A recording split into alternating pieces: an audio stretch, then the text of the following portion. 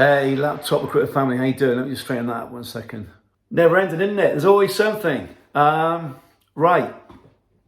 So this video, I want to talk about, or just that, rubbish in the house. Being an entrepreneur, running a business in these times, recruitment, the fact you haven't got one client, you've got two clients. Fuck me, how difficult we can make our life. You know, you've got the client and the candidate. You're not selling a service to one of them. Normally you sell a service to one avatar or one holistic avatar. You've got two, you've got a client and a candidate. Fuck me, let's make things difficult, hey? So I just want to make I just want to share really one of the things that I've seen over the years, but also experience. I've said this many times, we, inside Recruitment Marketing International, we have been sharing, the laptop recruiter lifestyle for recruitment business owners now for a decade. And this comes from first-hand experience. I was in the corporate world for a long time. When I quit that, I went for a torrid time with property in 2008-9. Then worked for my laptop, and at one point I was working 15 minutes a day. I had automation, I had conversion, and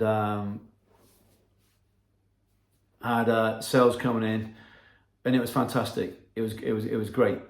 And then of course you get married and have kids and everything changes. So I want to talk about being an entrepreneur and being a recruitment search entrepreneur. It's tough. So, one of the things that I've had over the years, remember we had a member come to us about 8 years ago, Diana. She came to me and she said, the reason why I'm coming to you is because I always see you, it seems like you're always doing stuff, as in enjoying yourself. And I'm not a big proponent of posting on social media. I've changed in the last sort of month or two. I know we're testing some new strategies for our members, and also for RMI, Recruitment Marketing International. But she said, I'm coming to you because you live this lifestyle, the laptop lifestyle, and I did and I do, and being completely transparent, I went through a period of working 50 minutes a day and was doing a nice multiple six figure income. Then of course you get married, and then business model changes, your goals change, etc. Then you move into the seven figures, etc. I've got two kids, and when the second one came along, I made a decision to spend time with my family. I'm adopted, and I always said, hailing down here, that if I could have kids, I'd be best out in the world. And then with my first child, I didn't follow through as much as I maybe should have done looking back. I had this big vision of being the best dad in the world, but I was still working more hours than I wanted to. But by the time Bodhi came along, we were at a point of systems process whereby I could take essentially 2 years out of the business, and I was in it, but not very much. I was hardly in it, and we were growing it, and it's fabulous. I had a team in Spain. I flew across there, sort of have jollies and stuff. It was cool, and that's all great. And what I could do online is post that. Listen, let me show you how to build a business from your laptop as a recruitment business owner, and here's my case studies. Here's Brant. Brant now flies around the world, takes his wife here, there, etc., etc. Used to not see so much his daughter. Now, he brought his wife to one of our events in London. One of our program mastermind calls. He phoned in from, it was one of the posh shops. I can't remember what it was, Gucci or something on Bond Street. So you can live this lifestyle, but the reality is you've got to put some work in before. You can't just press a button.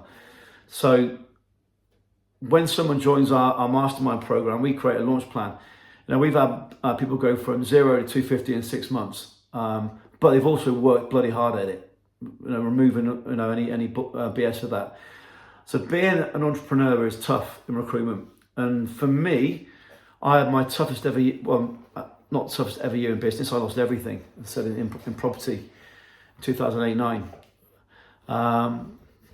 Including a place in the Caribbean in St. Vincent, which Liverpool had a training ground on, which is my team going. But it's one of my toughest years. When what happened in 2020 happened, I spent an ungodly amount of time doing one-to-ones with members.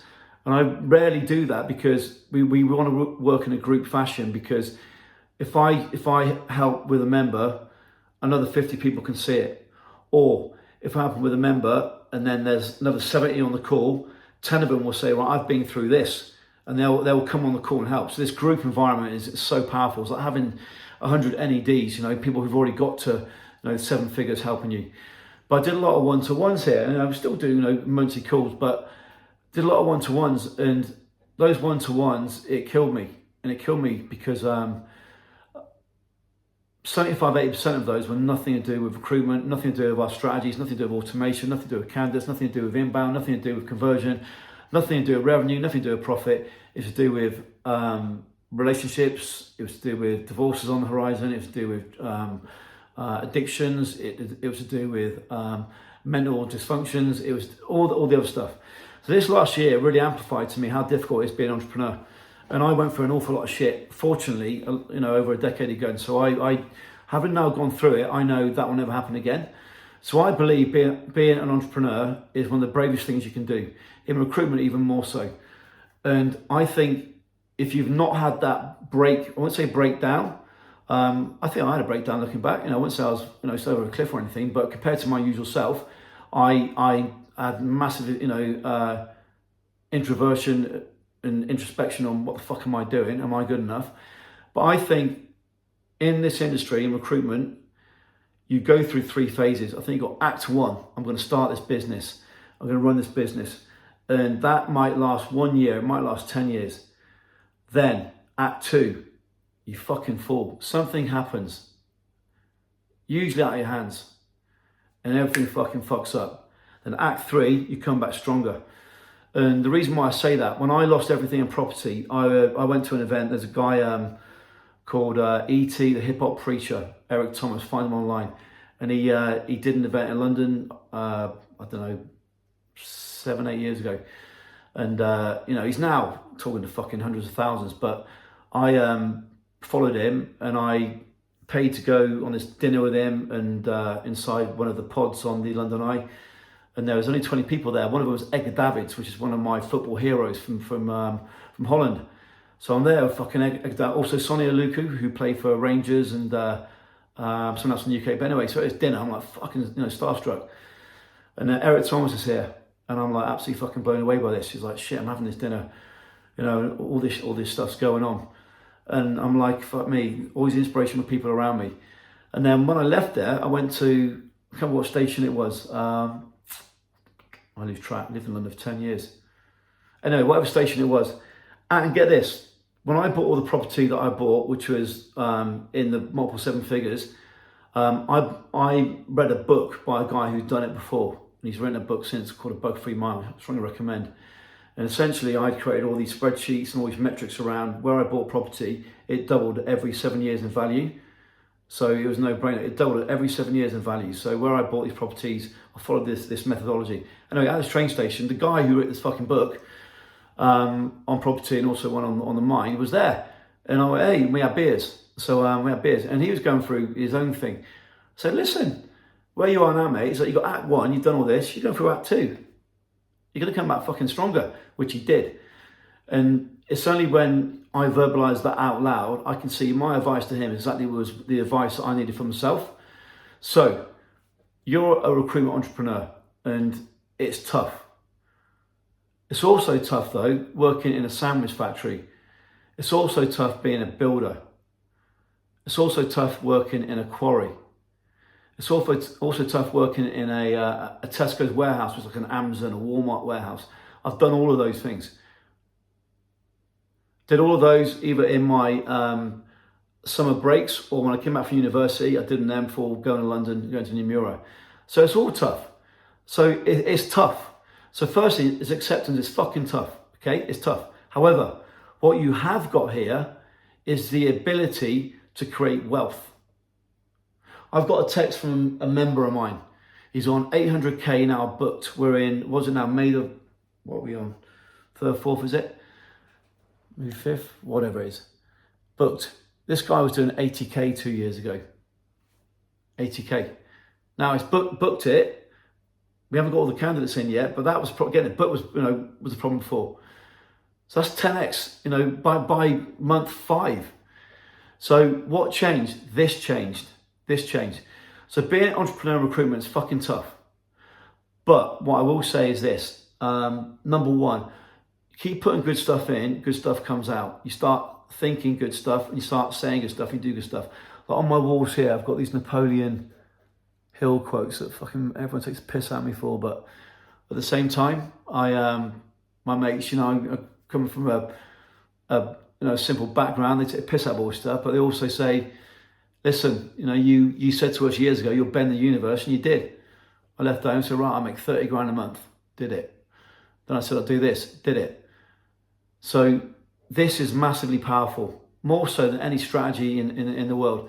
So I'm proud about the automation, the inbound stuff that I took from the investment banking arena, the stuff I took from the media arena, then my own research. I spent over $250,000 on my own education before starting what I'm doing now, and that's all fantastic.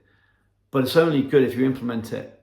And the guys who do really good things, I've found over the years, are usually the ones who fucked up. It's this, the lady who's, she's been in recruitment, she's been fucked over. And she's like, that's never fucking happening again. It's the guy who's been, through the fucking worst divorce in the world. He's like, right, I'm going to fucking show her. It's the guy who's being shit on by his business partner, So that driver here is massively important. So with that said, being a recruitment entrepreneur is really tough. However, the wealth opportunity you've got now, I know is the biggest in the last 10 years and will be in the next 10 years. So get control of this.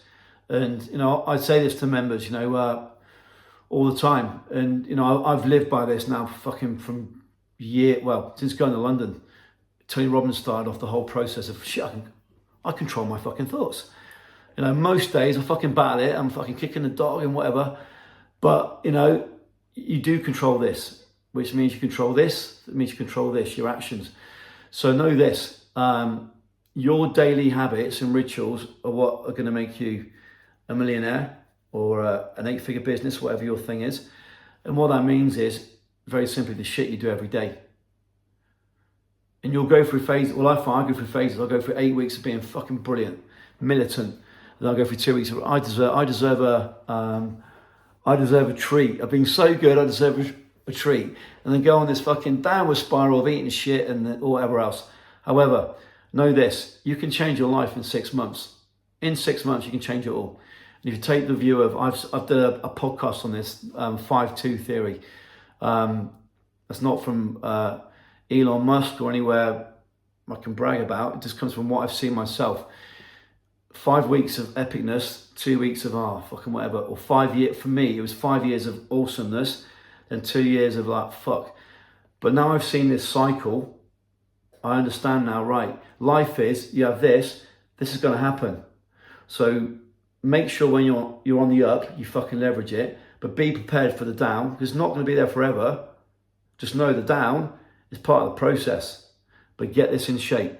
So with that said, Laptop Recruiter family, hopefully it's been of use to you, just sharing intimate stuff, which I've not done. For 10 years, been told, get online, Andy. I've had Channel 4, Channel 5 come to me. They want to record in my house and all sorts.